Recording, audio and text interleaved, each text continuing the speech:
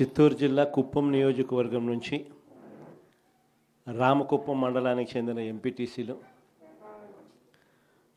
సత్యసాయి జిల్లా పెనుగొండ నియోజకవర్గం నుంచి రొద్దం మండలానికి చెందిన ఎంపీటీసీలు, మడకశిర నియోజకవర్గం మడకశిర మున్సిపాలిటీకి సంబంధించిన కౌన్సిలర్లు, అన్నమయ్య జిల్లా రాజంపేట మున్సిపాలిటీకి సంబంధించి అక్కడి నుంచి వచ్చిన కౌన్సిలర్లు, వీరితో పాటు ఈ ప్రాంతాలకు సంబంధించిన ముఖ్య నేతలందరికీ కూడా పేరు పేరున హృదయపూర్వకంగా నమస్కారాలు తెలియజేస్తా ఉన్నాను. ఈరోజు మీరంతా కూడా తెగువ చూపించిన పరిస్థితుల మధ్య మిమ్మల్ని అందరినీ అభినందిస్తూ మీ అందరితో కూడా కాసేపు గడిపే కార్యక్రమం చేస్తూ ఉన్నాం. నిజంగా ఈరోజు రాష్ట్రంలో ఉన్న పరిస్థితులు ఎలా ఉన్నాయి అన్నది బహుశా నాకన్నా కూడా మీకే బాగా తెలుసు. రాష్ట్రంలో ఈరోజు విలువలు లేని, విశ్వసనీయత లేని, ప్రజాస్వామ్యాన్ని ఖూనీ చేస్తూ ఉన్న పరిస్థితుల మధ్య రాజకీయాలు జరుగుతూ ఉన్నాయి. ఇలాంటి చెడిపోయిన ఈ రాజకీయ వ్యవస్థలో తులసి ముక్కల్లా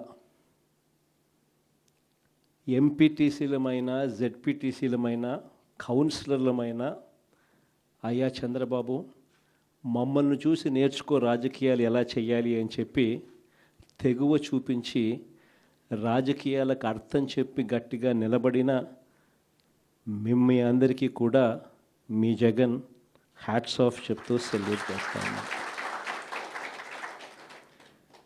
కారణం ఏమిటంటే రాజకీయాలలో ఉన్నప్పుడు విలువలు ఉండాలి. రాజకీయాల్లో ఉన్నప్పుడు విశ్వసనీయత అన్న పదానికి అర్థం తెలిసి ఉండాలి. ఈ రెండింటికి కూడా అర్థం తెలియని వ్యక్తి ఎవరైనా ఈ రాష్ట్రంలో ఉన్నారు అని అంటే అన్ఫార్చునేట్గా అది ఈ రాష్ట్ర ముఖ్యమంత్రి అని చెప్పడానికి నిజంగా ఈ రాష్ట్ర పౌరుడిగా నేను తలదించుకోవాల్సిన పరిస్థితి. అంతగా దిగజార్చినడు ఈ పెద్ద మనిషి రాజకీయాలను. ఈరోజు రాజకీయాలలో ఇటువంటి దారుణమైన పరిస్థితులు కూడా చూడాల్సి వస్తుందని నేను ఎప్పుడు అనుకోలే. ఎందుకు ఈ మాట చెప్తా ఉన్నాను అని అంటే, ఒకసారి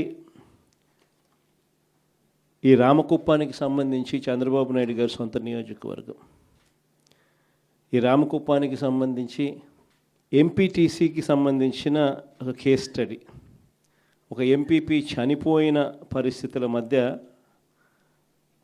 ఎన్నికలు జరుగుతూ ఉన్నాయి. 16కు సంబంధించిన ఎంపీటీసీలు వైఎస్ఆర్సీపీకి సంబంధించిన వాళ్ళే గెలిచారు. మరి ఇలాంటి చోట ఎందుకు చంద్రబాబు అనే వ్యక్తి పోటీ పెడతా ఉన్నాడు? గెలవడం అన్నదానికి మీనింగ్ ఎక్కడుంది? గెలవలేము అన్న సంగతి తెలుసు. గెలిచిన వాళ్ళందరూ కూడా, ఇక్కడ నుంచి గెలిచిన వాళ్ళందరూ కూడా వైఎస్ఆర్సీపీ టికెట్ మీద, ఆ బీఫామ్ మీద గెలిచిన వాళ్ళు. మళ్ళీ ఇలాంటి చోట 6 మందిని ఇక్కడి నుంచి లాక్కునే కార్యక్రమం చంద్రబాబు నాయుడు గారి దగ్గరుండి చేశారు. తర్వాత వైఎస్ఆర్సీపీ ఎంపీటీసీలు ప్రయాణం చేస్తూ ఉన్న, మిగిలిన ఎంపీటీసీలు ప్రయాణం చేస్తూ ఉన్న వాహనాన్ని దగ్గరుండి పోలీసుల చేత అడ్డుకున్నారు. హైకోర్టు ఆదేశాలతో భద్రత కల్పించాల్సిన పోలీసులు సాక్షాత్తుగా దగ్గరుండి చంద్రబాబు నాయుడు గారికి వాచ్మెన్ లాగా తయారయ్యారు. చివరికి కోరం లేకపోయినా కూడా 6 మంది సభ్యులు మాత్రమే చంద్రబాబు నాయుడు గారి ప్రలోభాలకు లొంగి అటువైపున వెళ్ళిన పరిస్థితుల మధ్య కూడా ఏకంగా డిక్లేర్ చేసుకున్నారు అధికారుల చేత. ఇలాంటి రాజకీయ వ్యవస్థతో మనం పోటీ చేస్తూ ఉన్నాం. సత్యసాయి జిల్లా పెనుగొండ నియోజకవర్గం రొద్దం మండలం, ఇక్కడ కూడా పరిస్థితి చూస్తే ఎలా ఉంది అంటే, ఏకంగా 15 ఎంపీటీసీలకు 15 ఎంపీటీసీలు వైఎస్ఆర్సీపీనే గెలిచింది. మళ్ళీ ఇక్కడ పోటీ పెట్టే పరిస్థితి మామూలుగా ఎవరు చేయకూడదు.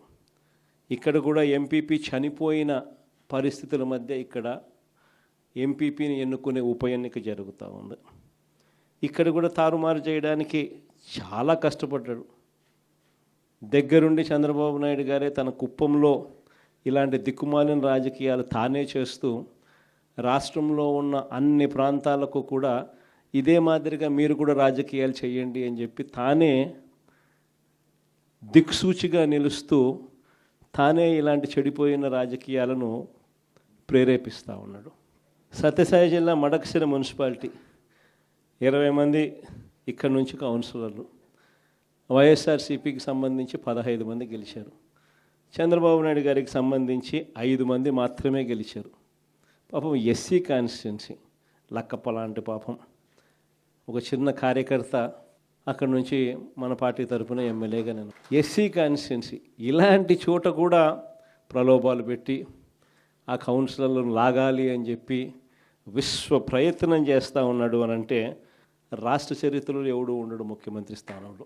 అయినా కూడా ఆ 15 మందిలో కూడా చాలామంది గట్టిగా నిలబడిన పరిస్థితులు, కొంతమందిని మాత్రం ప్రలోభాలకు అటువైపున వెళ్ళిన పరిస్థితుల మధ్య చూస్తూ ఉన్నాం. అన్నమయ్య జిల్లా రాజంపేట ఈ మున్సిపాలిటీ అయితే 29 మంది కౌన్సిలర్లకు గాను 24 కౌన్సిలర్లు వైఎస్ఆర్సీపీ టికెట్ మీద గెలిచిన వాళ్ళు. మరి 29లో 24 మంది వైఎస్ఆర్సీపీ టికెట్ మీద గెలిచిన పరిస్థితులు ఉన్నప్పుడు తెలుగుదేశం పార్టీకి సంబంధించి కేవలం 4 మాత్రమే గెలిచిన పరిస్థితులు రాజంపేటలో ఉన్నప్పుడు ఒకడు ఇండిపెండెంట్గా గెలిచారు. మరి సంఖ్యాబలం లేనప్పుడు ఇక్కడ చంద్రబాబు నాయుడు గారు ఎందుకు ఇలాంటి హేయమైన రాజకీయాలను ప్రేరేపిస్తున్నాడో ఎవరికీ తెలియదు. కానీ ఇక్కడ కూడా ఎంత కష్టపడినా కూడా ఒకడంటే ఒకడు కూడా పోని పరిస్థితిలో కూడా ఇక్కడ కూడా మన వాళ్ళు చాలా గట్టిగా కూడా నిలబడతా ఉన్నారు అని అంటే నిజంగా గొప్ప సంగతి. ఇక్కడ అందరికీ కూడా అభినందించాల్సిన అవసరం ఉంది. ఎందుకు ఈ విషయాలన్నీ చెప్తా ఉన్నానంటే నాయకుడు అనేవాడు ఎలా ఉండాలి అనేదానికి నిదర్శనం. మన ఎంపీటీసీలు ఎవరైతే ఇవాళ తెగో చూపుతూ ఉన్నారో విలువలకు విశ్వసనీయతకు గట్టిగా నిలబడి మేము ఎంపీటీసీలమైనా జెడ్పీటీసీలమైనా కౌన్సిలర్లమైనా అయ్యా చంద్రబాబు నీకన్నా పోలిస్తే మేము చాలా చిన్న పదవుల్లో ఉన్నవాళ్ళము, అయినా కూడా మాకు విలువలు ఉన్నాయి, విశ్వసనీయత ఉంది, రాజకీయాలకు అర్థం మేము చెప్తా ఉన్నాం, నిన్ను చూస్తే రాజకీయాలే సిగ్గుతో తలంచుకోవాల్సిన పరిస్థితిలో ఉన్నాయి, నువ్వు ముఖ్యమంత్రి స్థానంలో కూర్చున్నావు, తల దించుకో అయ్యా చంద్రబాబు అని చెప్పి ఇక్కడి నుంచి మన వాళ్ళు సంకేతం ఇస్తూ ఉన్నారు చంద్రబాబు నాయుడు గారు. ఎన్ని కష్టాలున్నా కూడా చిక్కటి చిరునవ్వుతోనే ఉన్నాం. చిక్కటి చిరునవ్వుతోనే ప్రజలకు చెప్పిన ప్రకారం మేనిఫెస్టోలో ఏదైతే మాట చెప్పామో ఆ చెప్పిన ప్రతి మాట కోవిడ్ లాంటి కష్టాలున్నా కూడా మీ జగన్ ఏ రోజు కూడా బటన్ నొక్కడంలో ఏ రోజు కూడా వెనకడుగు వేయలేదు. నేను ఒకటి చెప్తా ఉన్నా. ఈరోజు కార్యకర్తలు పడుతూ ఉన్న బాధలు నా కళ్ళతో నేను చూస్తూ ఉన్నా. కేవలం వైఎస్ఆర్ కాంగ్రెస్ పార్టీని ప్రేమించినందుకు, కేవలం జగన్ను సొంత కుటుంబ సభ్యుడిగా ఆప్యాయంగా ఆదరించినందుకు ఈరోజు వైఎస్ఆర్సీపీ కార్యకర్తలకు ఏదైతే ఇబ్బందులు పడుతూ ఉన్నారో ఆ బాధలు ఆ కష్టాలు స్వయంగా నేను చూశా కాబట్టి ఈరోజు చెప్తా ఉన్నా. ఇక నెక్స్ట్ వచ్చే జగన్ 2.0లో మాత్రం పరిస్థితి ఉండదు అని చెప్తాను. మొట్టమొదటి పీఠం కార్యకర్తకే వేస్తా, ఈ మాత్రం ఖచ్చితంగా చెప్తా ఉన్నా. ఈరోజు ఎవరెవరైతే పోలీసులు, ఎవరెవరైతే అధికారులు, ఎవరెవరైతే మిమ్మల్ని ఇబ్బందులు పెట్టారో అందరి పేర్లు నోట్ చేసుకోండి. నేను చెప్తా ఉన్నా, మీరు నోట్ చేసుకోండి. ఒక్కొక్కడిని మాత్రం యూనిఫామ్కు ఉన్న వాల్యూ ఏమిటి అనేది వాళ్ళకి అర్థం కావాలి. యూనిఫామ్ అంటే ప్రజలకు మేలు చేయడం కోసం యూనిఫామ్, అంతేగాని అధికారంలో ఉన్న వాళ్ళ కోసం సలాములు కొడుతూ గులాంగిరి చేస్తూ ఇటువంటి చిత్రహింసలు పెట్టే కార్యక్రమం ఈరోజు అయితే ఏదైతే జరుగుతూ ఉందో దీనికి తెర పడాలి అని అంటే ఏదైతే నువ్వు విత్తినావో అది ఎలా పండుతుంది అనేది నీకు తెలిస్తేనే ఇంకొకసారి నువ్వు ఆ విత్తనం విత్తడానికి నువ్వు భయపడే పరిస్థితిలోకి నువ్వు వచ్చినప్పుడే ఇది జరుగుతుంది. కాబట్టి ఈసారి మాత్రం ఖచ్చితంగా మెసేజ్ ఖచ్చితంగా పోతుంది.